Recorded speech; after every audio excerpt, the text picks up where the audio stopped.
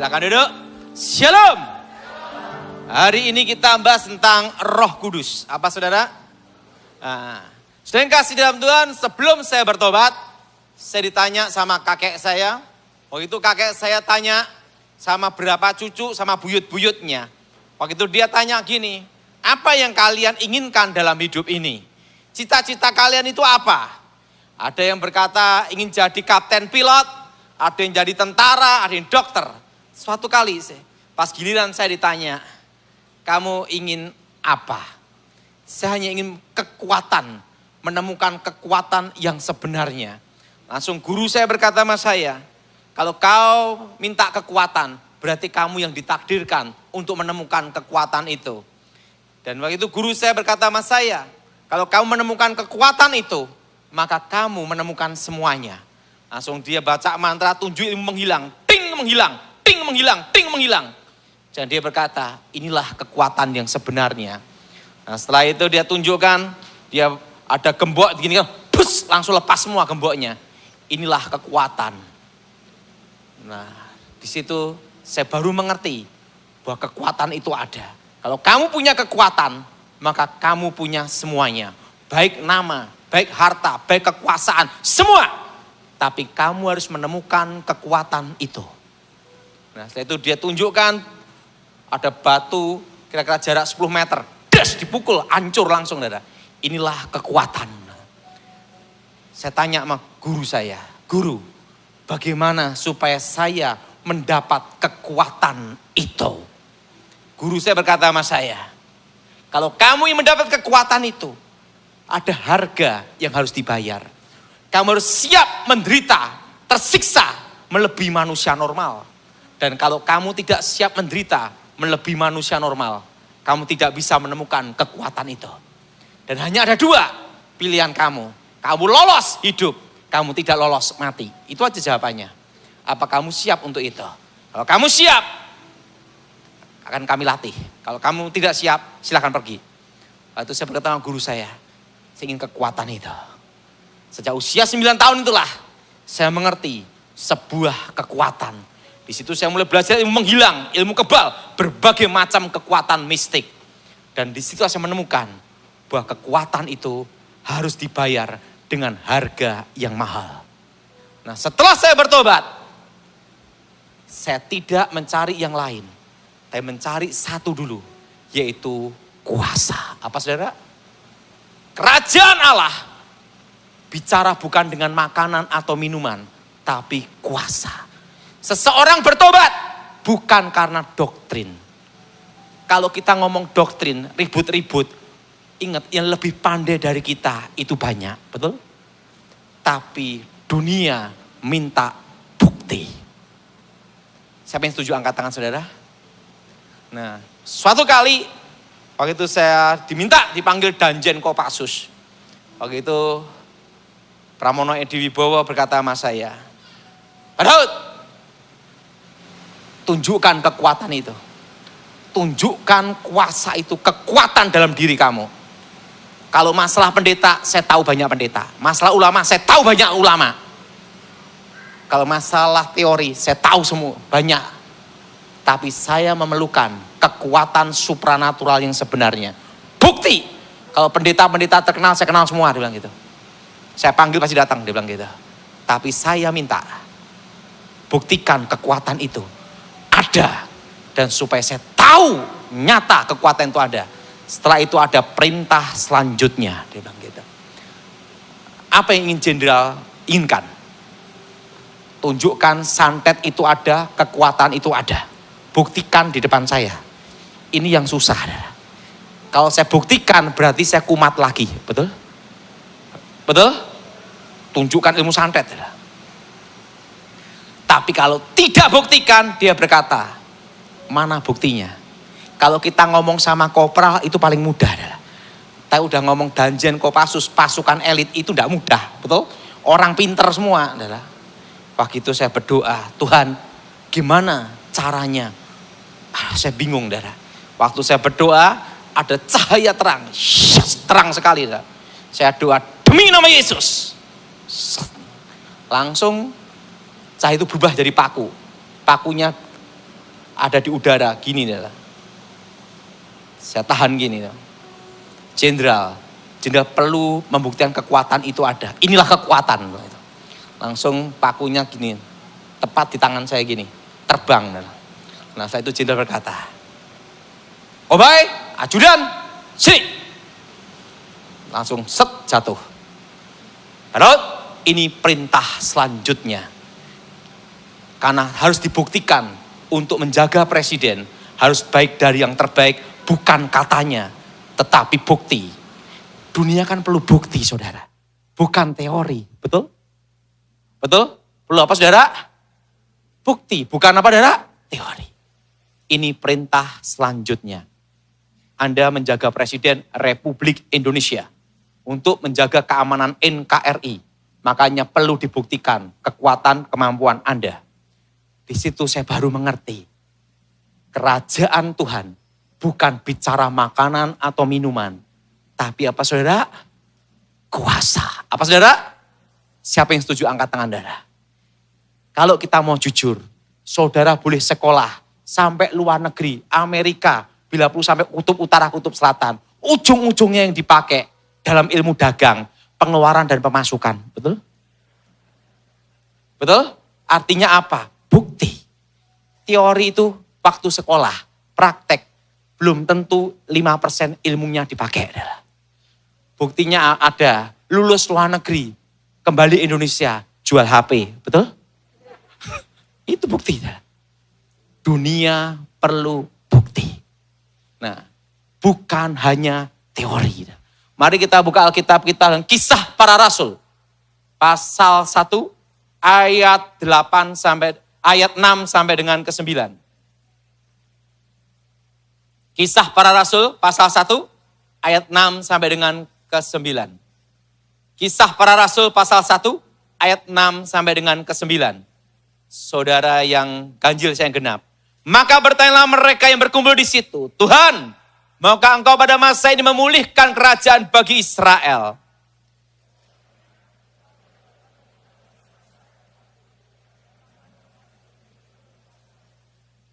Tetapi kamu menerima kuasa, Roh Kudus turun ke atas kamu, dan kamu menjadi saksiku di Yerusalem, dan seluruh Yudea, dan Samaria, dan sampai ke ujung bumi. Ayat 9 sudah baca?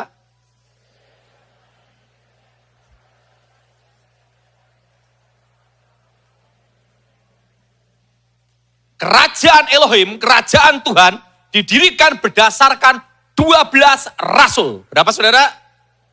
Dan 12 rasul pun adalah 12 orang gagal. Saya beritahu, gagal. Pertama, Petrus menyangkal Yesus 3 kali. Betul? Kedua, Yudas menjual Yesus, berkhianat. 10 rasulnya, waktu Yesus ditangkap lari, bubar semua. Betul? Artinya 12 orang ini 12 orang gagal total. Dan mereka bukan dari kalangan bangsawan atau ahli teologi, profesor, doktor, kaburator, botak, bocor. Mereka adalah 12 orang miskin. Apa saudara? Apa saudara? 12 orang apa? 12 orang miskin. Mereka hidup di sekitar Danau Galilea. Dan mereka adalah para nelayan dan pemungut cukai. Mereka bukan siapa-siapa. Dan mereka bukan orang yang terpandang atau keturunan bangsawan. Mereka adalah orang biasa. 12 orang miskin dan bukan ahli Taurat yang pandai teologi. Bukan. Dan mereka ikut Yesus dengan satu tujuan, merubah nasib. Karena mereka berharap kalau Yesus jadi raja, Petrus jadi jenderal perang, Yudas jadi menteri keuangan, Matius jadi dirjen pajak. Ya, semua ingin punya posisi jabatan. Secara politik, secara kerajaan. Mereka ikut Yesus dengan harapan kalau Yesus jadi raja. maka mereka punya posisi penting dalam kerajaan. Tapi ingat, harapan mereka hilang waktu Yesus mati. Selesai, pikir mereka. Ingat saudara, kalau orang nyalonkan presiden, pendukungnya, tim suksesnya semangat. Waktu calon presidennya kalah, gagal, lemes. Betul? Betul? Lemes. Ini bukan kalah lagi, mati. Waktu Yesus mati, selesai. Tidak ada harapan. Waktu Yesus bangkit, mereka ada harapan. Kapan Yesus jadi raja? Waktu Yesus mau naik ke surga, mereka ingatkan lagi, Yesus, kapan kau memulihkan Israel? Artinya apa? Kapan kau jadi raja? Supaya kami ikut memerintah. Yesus berkata apa? Engkau tidak perlu tahu masa dan waktunya. Tapi yang perlu engkau tahu, kalau Roh Kudus turun ke atas kamu, kamu jadi saksiku di Yerusalem, Samaria, Yudea, sampai ke ujung bumi. Dan apa yang terjadi? Waktu Yesus naik ke surga, mereka melihat ke atas. Dan mereka memuji menyembah Tuhan. Pada hari Pentakosta, Roh Kudus turun. Ingat, Yudas diganti Matias. Waktu Roh Kudus turun, Petrus, seorang penakut, seorang pengecut, dipenuhi Roh Kudus. Sekali khotbah, langsung 3.000 orang bertobat. Dan Injil itu dari Yerusalem, Yudea, Samaria, sampai ke ujung dunia, ujung bumi. Mana ujung bumi? Papua, saudara. Apa saudara? Papua. Saudara, siapa yang bisa mengubah hidup mereka? Satu, kuasa. Untuk menjadi terkenal selama 1 abad, 100 tahun, itu susah. Artis secantik apapun, umur 21 jalan gini-gini. Coba usia 70, gini-gini. Selesai. Karir nama hebatnya. Secantik, seganteng apapun. Betul? Betul? Tetapi ingat, kisah 12 orang ini mengubah dunia. Bertahan sampai 2000 tahun. Nama mereka terkenal sampai sekarang. Betul? Ingat, siapa yang mengubah hidup mereka? Satu, kuasa. Doktrin adalah penyeimbang. Tapi nomor 1 tetap adalah kuasa. Nah, sehingga waktu saya bertobat, yang pertama kali saya cari adalah 1 dulu. Kuasa. Apa saudara? Kuasa. Arti kekuatan yang sebenarnya. Banyak orang Kristen, ada yang ke gereja, hanya cari 1, doktrin. Ingat, doktrin tidak bisa mengubah hidup seseorang. Doktrin adalah pengetahuan supaya kita tidak sesat. Tapi yang mengubah hidup seseorang adalah kuasa. Apa saudara? Apa saudara? Kuasa, kekuatan. Nah, setelah saya bertobat, saya tahu persis dalam hidup saya, semua alat musik saya bisa pegang, tapi tidak bisa main. Dan saya sekolah Alkitab itu gagal. Kenapa? Sebenarnya saya tidak lulus. Waktu itu para dosen rapat. Anak ini harus diluluskan. Kenapa?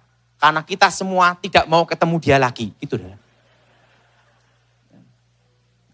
Jadi saya ini sekolah Alkitab hanya setingkat SMA. Seperti Somaja. Dan kalau lulus hanya jadi guru sekolah minggu. Makanya sampai sekarang saya bukan pendeta. Saya ini dalam hidup saya enak. Tidak bisa dipecat dan tidak bisa untuk diskors. Kenapa saudara? Tidak pernah diangkat jadi pendeta. Bagaimana mecatnya adalah. Karena saya tidak pernah diangkat atau disahkan. Saya tidak pernah jadi pendeta. Dan tidak pernah disahkan. Kenapa? Karena saya tahu diri. Dalam hidup ini kan simpel aja. Ada 3. Tahu diri, tahu Tuhan, tahu malu. Betul? Itu aja dalam hidup ini. Betul?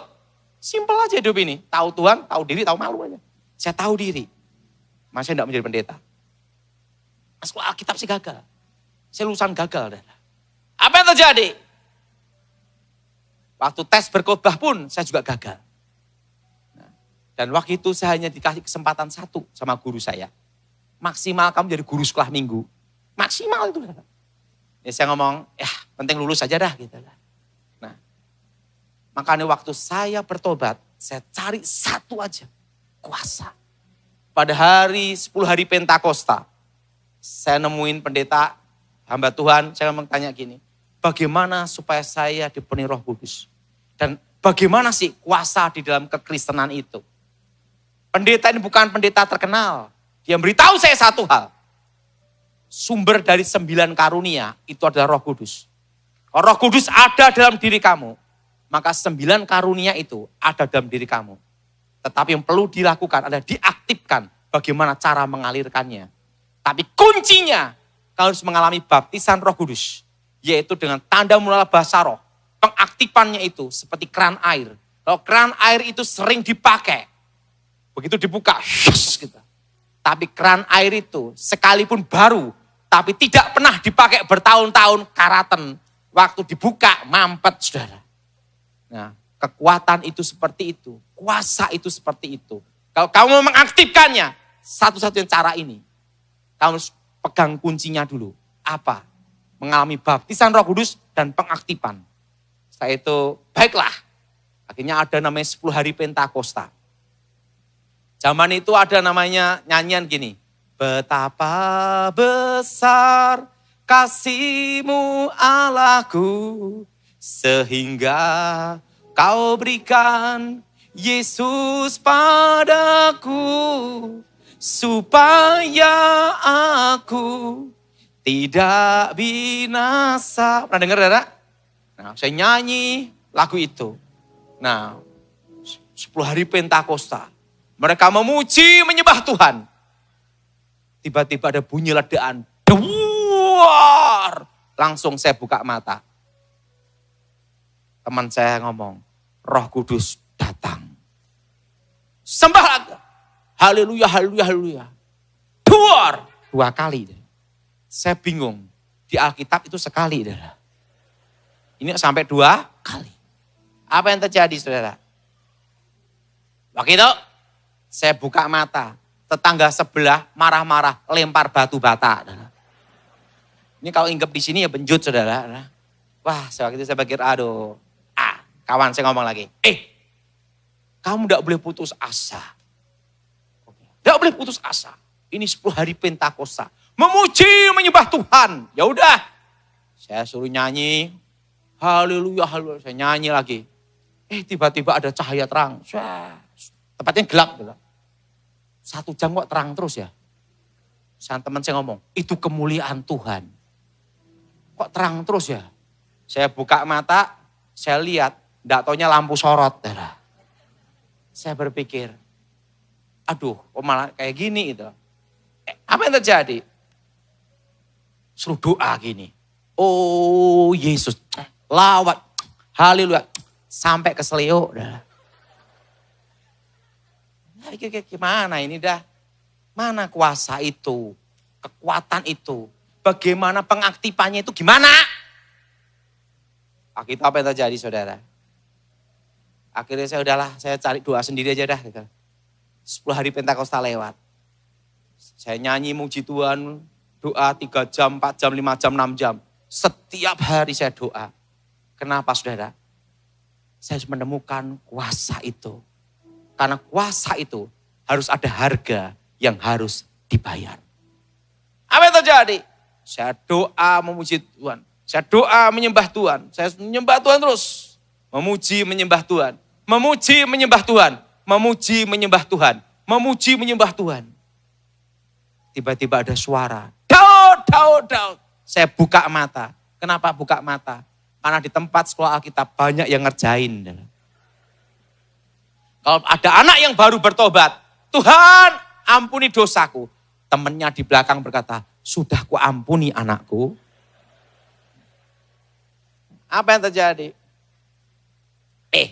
Saudara kalau ngejak saya makan, doa saya lebih cepat daripada saudara. Karena lebih pengalaman. Waktu doa makan, haleluya Yesus, hilang semua. Makanya saya doa itu cepet-cepet sampai sekarang. Pokoknya doa makan serahin saya udah. Wah, di situ saudara. Saya buka mata lagi. Tak lihat kanan kiri ada orang. Waktu saya berdoa, tiba-tiba ada suara lagi. Bangkitlah berdiri. Karena jutaan manusia sudah menantimu. Ada satu kekuatan yang luar biasa. Tiba-tiba saya terangkat. Tangan saya gerak. Mulut saya langsung berbahasa roh. Bahasa Ibrani, bahasa Inggris, bahasa Chinese. Saudara. Padahal saya itu bahasa Inggris tidak bisa. Saudara. Bisa keluar. Kita kalau dipenuhi Roh Kudus itu sadar. Pak, kalau tidak sadar gimana? Kesurupan. Waktu itu saudara, langsung saya dan disitulah saya berbahasa roh. Ingat, kunci pengaktifan kuasa adalah mengalami baptisan roh. Apa saudara? Apa saudara? Baptisan apa? Roh. Di situ langsung saya merasakan damai luar biasa, ada aliran luar biasa. Saya turun dari tempat itu, saya tanya sama pendeta ini lagi. Pak Pendeta, ada apa? Bagaimana cara mengaktifkan kuasa itu? Sekarang saya sudah menemukannya. Tapi bagaimana cara mengalirkannya? Itu yang penting. Betul? Betul? Bagaimana Pak Saudara? Mengaktifkannya dan mengalirkannya. Pendeta itu ngomong gini, lah kamu maunya apa? Mujizat. Saya mau lihat karunia itu bekerja sampai di mana. Kalau kamu ingin melihat mujizat, gampang itu. Cari orang sakit. Di mana pendeta? Ya rumah sakit. Mana lagi? Cari itu rumah sakit. Saya lihat daftar yang sakit-sakit. Ada nama Abdullah, Aminah. Wah yang Kristen aja susah, apalagi yang tidak Kristen gitu. Ada yang Kristen. Saya harap dia sakit ambeien aja. Karena apa? Lebih mudah gitu loh. Saya datang. Bapak ini ngomong. Sakit apa Pak? Saya sakit tipes, komplikasi, kronis. Dokter berkata tidak boleh duduk atau berdiri. Kenapa? Usus rontok. Wah dalam hati saya, kok berat banget gitu loh. Saya doa memuji Tuhan. Saya haleluya, saya sembah Tuhan. Tiba-tiba ada suara, jelas sekali. Bangunkan dia, bangkit berdiri, jalan. Ini suara Tuhan atau bukan ya? Ini kalau bukan, habis doa masuk penjara loh, saudara. Lah orang yang mati. Waktu itu saya doa, ini suara Tuhan atau bukan ya? Di situ saya bingung. Tapi kalau saya tidak melangkah, maka saya tidak melihat kuasa itu bekerja. Kalau saya tidak berjalan, saya tidak melihat kekuatan itu diaktifkan. Di situ saya bingung. Maju atau enggak ya? Saya bisa majulah. Bapak percaya Yesus? Percaya. Bangkit berdiri. Enggak taunya dia takut mati juga. Percaya Yesus? Udahlah saya pasrah. Pak lempar. Dia berdiri. Sembuh. Langsung dokter datang. Cek sembuh normal. Ada orang mati. Di depan saya. Saya lihat orang mati itu. Iman belum nyampe. Yang hidup aja susah, apalagi yang mati. Tapi disitulah saya lihat satu hal. Kuasa itu bekerja. Dunia perlu bukti, bukan teori. Betul? Doktrin itu menyeimbangkan supaya kita tidak sesat. Tetapi ingat, kuasa itu nomor satu. Nah, di situ saudara, baru saya mengerti cara pengaktifan karunia. Saya tanya sama pendeta ini lagi, bagaimana supaya karena nubuatan penglihatan bekerja? Pendeta itu ngomong, doa syafaat. Kalau ingin supaya aktif semua, ada caranya. Musir setan. Penglihatan, nubuatan, mujizat semua bekerja. Pelayanan pelepasan. Pengusir setan. Tapi ada tapinya. Proyek thank you. Maksudnya gini. Orang yang jalani pelepasan, rata-rata punya jimat, susah mati. Susah mati, kita doain. Dalam Yesus, setan yang keluar, mati. Belum sempat ngasih PK. Mati. Dan rata-rata, orang datang doa pelepasan, rata-rata bangkrut habis. Baru sadar setan itu jahat. Datang, bertobat. Makan aja susah, gimana kita mau terima PK-nya, betul? Waduh, ini pelayanan pelepasan proyek thank you. Saya lihat pendeta, perpuluhan, tapi banyak pendeta.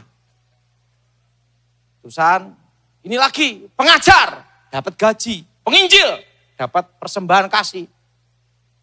Waktu itu, saudara, yang tidak mau itu adalah pelayanan doa pelepasan pengusiran setan. Kenapa? Proyek thank you. Tak pikir ambil ini aja, enggak ada saingan. Enggak ada saingan, udah taruhan nyawa, proyek thank you, enggak ada saingan. Udah saya milih ini aja dah. Saya tanya sama pendeta, bagaimana mengaktifkan karunia ini untuk pelepasan, penglihatan, nubuatan, semua. Ada caranya. Gimana pendeta? Cari orang kerasukan. Ini yang susah adalah. Karena nunggu setannya masuk kan. Lah kapan masuk kita enggak tahu. Pendetanya ngomong gini, kalau ada KKR doa pelepasan, kamu KKR, kamu ikut aja. Begitu ada orang kerasukan, langsung kamu datangin. Saya duduk di belakang, nunggu satu adalah. Orang kerasukan adalah. Waktu ada yang kerasukan, langsung saya datang. Demi nama Yesus, saya keluar. Pertama kali saya ngelayanin, enggak lihat apa-apa, biasa.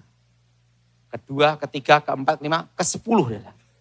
Baru karunia membedakan roh itu bekerja. Tiba-tiba saya ngelihat setan-setan sekeliling, lihat jimat, lihat macam-macam. Di situ baru saya mengerti. Kita harus melangkah. Apa saudara? Kita apa saudara? Harus apa? Melangkah. Dan kuasa itu bukan hanya dalam pelayanan aja mengubah hidup kita. Tapi juga bisa mengubah nasib saudara. Dan memberikan masa depan. Saya orang gagal. Secara sekolah saya gagal. Suatu kali saya waktu mau diwisuda. Pendeta Amos berkata, Daud, kita sepakat kamu harus diluluskan. Tapi tidak boleh lulus sekolah tinggi teologi ya. Karena apa? Ini kamu tidak nyampe. Ya udah, saya diwisuda. Waktu diwisuda, saya harapan satu toh. Saya pulang ke rumah, kerja. Kenapa harus kerja? Karena saya tahu, saya tidak bisa jadi pendeta. Saya tidak bisa jadi pendeta, tidak bisa jadi pengajar. Saya tahu itu. Apa yang terjadi saudara? Langsung pikiran saya satu. Habis wisuda, saya mau kerja. Begitu wisuda, lulus. Saya naik angkot, kok saudara-saudara saya tidak ada yang jemput saya. Saya sampai rumah, dapat berita yang tidak baik. Sebenarnya kadang kita berkata tidak baik, tapi itu yang terbaik untuk kita. Saya datang sampai rumah. Ayah saya dipecat, adik saya dipecat, kakak saya dipecat. 1 hari dipecat rame-rame. Habis wisuda dipecat rame-rame dah. Saya bingung, nah saya mau kerja apa ini dah. Saya berpikir, kalau saya stres, semua stres, satu keluarga gila dah. Harus ada satu yang normal kan gitu dah. Waktu itu saya doa. Saya doa menyembah Tuhan. Saya doa, saya menyembah Tuhan. Saya doa menyembah Tuhan. Tiba-tiba ada suara Tuhan. Apa yang di tanganmu, lakukan dengan setia. Ada plastik bekas gula. Tuhan, apa aku menjadi pemulung ya? Dan tiba-tiba suara berkata, dengan tanda salib kau akan menang. Saya bawa plastik gula itu, saya ngomong sama mama saya, "Mah, aku mau jualan plastik." Daud, ingat saya, kadang sekitar kita tidak mendukung kita. Daud, di antara anak mama, kamu yang paling goblok gitu dah. Aduh. Nanti kalau dikasih modal habis semua. Tapi mama, beri saya satu kesempatan. Ini ada uang 100.000 rupiah. Kalau kamu berhasil, berarti Tuhan menyertai kamu. Tapi kalau gagal, Ingat, modal terakhir. 1.000 tak ada, 100.000. Itu tahun 96, saya masih ingat. Tahun 96 itu. Mah, aku perlu sepeda motor untuk nyoba kerja. Untuk transportasi. Mama saya ngomong, ini motor Yamaha Poswan. Bulan depan kita tidak sanggup bayar kreditnya. Maksudnya, kamu terusin lagi. Hah? 100.000 terusin lagi dah. Nah, ingat saudara. Selama kita ada nafas, berarti masih ada awal baru perubahan. Itu konsepnya. Walaupun kita ditekan apapun, kita boleh panik, kita boleh takut. Tapi ada satu yang tidak boleh hilang. Tetap berpikir jernih dan logis. Itu aja. Setakut apapun, sepanik apapun, tidak boleh sampai konyol. Saya itu, ya udahlah. Saya langsung naik motor, beli di plastik. Itu saya masih ingat dapat 25 kilo HD. Kresek hitam saya masih ingat itu. Saya berdoa sama Tuhan, Tuhan aku jual di mana, aku enggak punya pengalaman kerja gini-gini. Ingat, dalam hidup ini melangkah dulu. Apa saudara? Melangkah. Saya jualan plastik ke mbok-mbok, ke simbok-simbok saudara.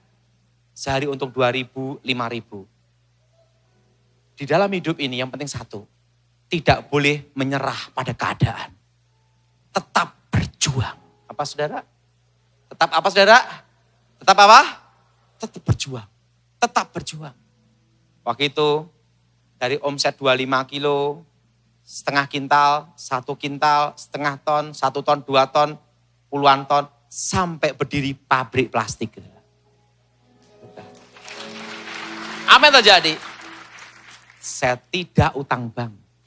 Tanpa utang bank. Di pabrik itu berdiri tanpa utang bank. Berjuang. Nah, dan apa yang terjadi? Di situ saudara, saya bekerja. Dan saya berpikir, karena dalam pelayanan pelepasan, proyek thank you. Dan apa yang terjadi? Ada suara Tuhan yang pernah saya dengar waktu itu. Jutaan manusia akan mendengar khotbahmu. Dan 3 benua akan kau injakkan kakimu. Dan kau akan dikenal dari keempat penjuru mata angin di Indonesia. Wah ini mustahil lah, tidak mungkin lah gitu lah. Karena apa? Oh, jutaan. Mencari 100 orang aja susah. Ya udahlah. Penting saya jalani aja hidup ini. Penting saya melayani Tuhan, jalanin aja udah. Penting saya kerja, cuan ciak caw gitu aja udah. Nggak usah mikir macam-macam udah. Tetap. Apa yang terjadi? Pak Gilbert ngajak pelayanan, udah Daud pelayanan ya, ya pelayanan aja udah.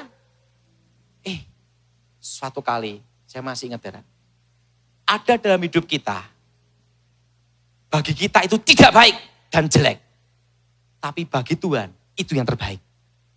Karena apa yang tidak kita pikirkan, itu yang Tuhan sediakan. Nah, apa yang terjadi? Saya masih ingat saudara, suatu kali, saya dijebak. Makanya pengalaman ini betul-betul baik bagi saya. Saya diminta untuk doain seseorang suhu yang punya kekuatan listrik, bisa nyetrum-nyetrum gitu dah. Gitu. Nah, suatu kali saya pelayanan ke Cirebon dulu. Ketemu tukang sulap. Tukang sulapnya ini mau ngerjain saya. Tapi saya tahu ini pakai trik ini. Kok Daud bisa bedain antara trik dan magic asli. Oke, langsung dia ngomong sama saya. Tapi Pak Daud belum tahu toh. Teknologi yang terbaru. Oh, apa itu? Penghantar listrik. Apa itu? Taruh sini, dan sini. Coba Pak Daud pegang tangan saya. Setrum dah. Nanti Pak Daud lihat kalau doain orang, roboh. Roboh. Ini dukun-dukun banyak yang pesan ke saya. Bilang gitu dia. Oh gitu, iya. Penghantar listrik. Wah, enggak boleh seperti itu. Enggak boleh ngerjain orang. Itu tipu-tipu. Ah, ini kan hanya trik aja Pak Daud. Tunjuk, saya tanya, apa kelemahannya? Penting kelemahannya, betul? Ingat, Pak Daud pakai kaos kaki yang tebal atau pakai sepatu intinya karet untuk penghambatnya tidak langsung gaya gravitasi, tidak langsung ke tanah, ke bumi. Oh, selama Pak Daud pakai alas kaki, ada penghambat listriknya ini aman. Oh, coba sekarang Pak Daud pakai sandal. Saya strum ya, enggak apa-apa. Oh, ini tahu alat ini. Setelah itu, saya kan diminta untuk ngelayanin seorang suhu yang punya kekuatan listrik macam-macam. Pikiran saya itu satu, alat itu saudara. Alat itu. Iman si iman, tapi jangan konyol, goblok, betul enggak? Saya diminta doa. Saya tahu suhunya katanya macam-macam. Saya langsung pakai kaos kaki double 2. Saya double, saudara. Oh, double. Wah, langsung tahu. Suhunya ini mau nyetrum saya. Enggak bisa. Kaos kaki. Ya setrum macam-macam. Enggak bisa. Kaos kaki. Saya ngomong sama suhu ini. Om, kita sama-sama tahu alatnya, Om. Alatnya tahu. Waktu itu impor dari Amerika, saya tahu. Kotak segini taruh sini. Pegang gini langsung setrum. Itu kalau tusuk jarum gini-gini, dipegang gini langsung ngalir semua ada. Tusuk jarum gini plek-plek, tinggal setrum gini aja. Tek, nyetrum semua ada. Oh, gitu ya? Iya. Langsung. Saya pulang. Waktu saya pulang, saya masih ingat itu. Saya pulang, saudara. Menantunya datang. Pak Daud, ini mertua saya mau bertobat. Pak Daud diminta untuk doa, dia mau bertobat. Datang enggak saudara? Wah, suhunya mau bertobat. Saya datang ke tempatnya dia. Begitu masuk, dikepung 40 orang. Saudara. Karena dia tahu sebelum saya bertobat, saya bertarung melawan 20 orang menang. Dilipetin 2 atau saudara?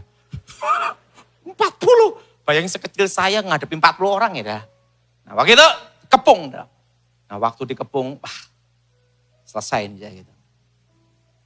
Langsung saya gini, wah ini dikepung udah bisa kemana-mana nih saya. Langsung suhunya sama anaknya, wah macam-macam. Saya ngaku ngomong, saya ini dekat dengan SBY, begini nih. Dia enggak tahu kalau saya dulu bagian pengamanan presiden. Saya diam aja saudara. Oke, saya diam aja. Udah, saya diam aja. Enggak mau ribut. Karena kalau kita bagian khusus kan enggak boleh bongkar rahasia. Diam aja. Udah gini. San, menantunya yang ngakunya hamba Tuhan udah. Tunjukkan gini. Ini Anda tanda tangan aja. Supaya kasus ini selesai. Ya udahlah daripada ribut. Hanya masalah tumpang tangan aja. Saya tanda tangan. Langsung kertas yang tanda tangan itu diganti isinya semua. Isinya, wah saya ini penipu, ngapusing, bohong, gitu saudara. Disebarkan yang ngakunya pendeta ini. Di mana-mana. Dalam hati saya, selesai sudah pelayanan. Nah, gitu saudara. Dalam hidup saya satu konsep. Kalau Tuhan percaya saya khotbah. Tidak dipercayain berarti berhentian gitu saudara. Ya sudahlah. Ada penawaran. Waktu itu gubernurnya Khairul Rasyid. Gubernur Akademi Polisinya. Wakil gubernurnya Bagus Eko Danto. Waktu itu saudara, saya ditelepon, Pak Daud, Anda diminta untuk pengarahan di Akademi Kepolisian Semarang. Untuk apa? Untuk bidang khusus penyidikan untuk melumpuhkan ilmu hitam. Nah, daripada tidak ada kerjaan, di situ aja lah gitu. Di situ saya datang, memberi pengarahan di Akademi Polisi. Saya lihat taruna-taruni, polisi-polisi perwira-perwira, ada non-job, ada yang job, macam-macam saudara. Ada polisi stres juga saudara. Ada yang stres, ya saya layani. Dia stres, saya ikut stres juga saudara. Nah langsung saya ngomong gini, udah. Polisi yang stres ini saya bimbing, saya gini. Nah, saya didik mereka. Ini 200 orang, perwira-perwira semua saudara. Perwira sama calon perwira. Taruna-taruni kan calon perwira. Di situ juga ada perwiranya juga. Saya langsung ada satu orang yang dampingi saya itu pangkatnya itu IPDA, Inspektur 2. mendampingi saya untuk waktu ngajar. Saudara. Nah, apa yang terjadi? Hal itu udah selesai dah. Saya pelayanan keliling-keliling. Enggak taunya, apa yang menurut saya itu jelek waktu itu yang terbaik dalam hidup saya. Dan suatu kali, saya KKR di satu tempat. Kan kalau KKR itu ada izin dari Kapolres. Saudara. Izin dari Polres tempat. Saudara. Waktu itu saudara, tiba-tiba datang Kapolres. Datang, plek, ngasih izinnya. Pendetanya bingung, ini Kapolresnya datang ngasih izinnya. Gitu. Langsung Kapolresnya ketemu saya, siap menghadap. NRP sekian-sekian. Komandan, instruktur. Loh, Pak Daud masih ingat saya enggak? Siapa kamu? Saya dulu yang diajar Bapak. Dan ilmunya Bapak sampai sekarang tetap menjadi panduan dalam tugas saya. Oh, hampir setiap kali saya di daerah-daerah, di berbagai tempat, ketemu mereka yang pernah saya didik, saudara. Di situ saya lihat, apa yang terjelek diubah Tuhan jadi yang terbaik. Maka Alkitab berkata, bahwa Dia menjawab doa kita melebihi apa yang kita doakan. Nah, suatu kali Pak Gilbert KKR dihambat, saudara. Tidak boleh KKR. Karena Kapolres tidak mengizinkan, tidak memberi izin. Artinya KKR batal. Pak Gilbert, saya suruh datang. Ada apa Pak Gilbert? Kawan, saya sudah ada di sini kawan. Saya sudah mau khotbah ini kawan. Ada apa Pak Gilbert? Tapi dibatalin. Kapolres tidak mengizinkan untuk KKR ini. Karena masa ini, karena izinnya belum keluar macam-macam itu. KKR dibatalkan Pak Daud. Gimana kawan? Saya tanya, Kapolresnya siapa? Namanya ini. Pak pikir-pikir, dulu saya pernah didik orang waktu dia stres gitu loh. Apa ini orang? Atau yang ini, wah cobalah saya datang.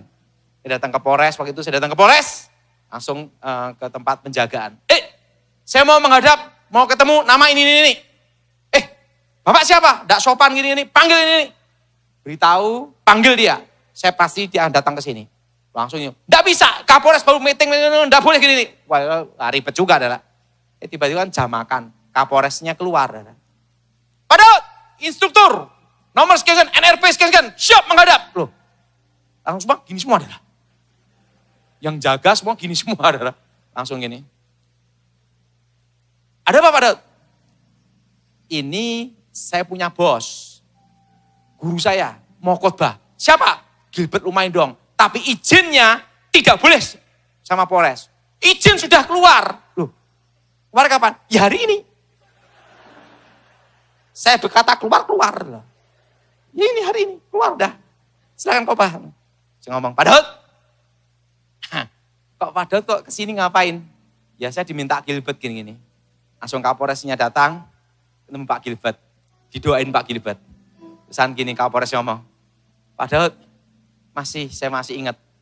Anda melatih, mendidik kami semua. Makasih. Saudara, kadang apa yang terjelek dalam hidup kita, diubah Tuhan menjadi yang terbaik. Amin. Amin. Jadi saudara, ada yang bertanya sama saya tentang inflasi. Saudara tahu, kita akan mengalami inflasi selama 5 tahun. Berapa tahun saudara? Selama berapa lama saudara? 5 tahun. Dan ingat, selama 5 tahun akan inflasi. Terus ini saudara. Dan saya memberitahu pada saudara, saudara semua yang utang bank segera dilunasin. Kalau belum bisa lunasin, jangan nambah utang, itu aja. Karena apa? Karena nanti bunga bank akan naik. Suku bunga bank, BI rate, suku bunga akan naik. Dan ingat, semua bertahan. Apa saudara? Karena corona ini akan bermutasi lagi selama 5 tahun. Dari tahun 2020. Berarti masih berapa tahun lagi saudara? Sampai berapa? 2000 berapa? 25. Akan bermutasi terus. Sampai 2025 puncaknya error menjadi kasus biasa, endemi. Nah, Sekarang pandemi menuju endemi. Tapi ingat saudara, ini akan ada proses terus. Dan ingat saudara, bertahan. Apa saudara? Ada yang tanya sama saya, Pak Daud, apakah Indonesia akan sampai terpuruk? Tenang, aman. Saudara. Kenapa Indonesia aman? Ini kuncinya, supaya saudara tahu. Karena sumber daya alam kita mendukung. Kita didukung oleh alam. Pertama, hanya ada 2 musim. Kemarau dan hujan. Betul? Betul? Betul? Betul? Kemarau dan apa? Hujan. Yang kedua, pertambangan.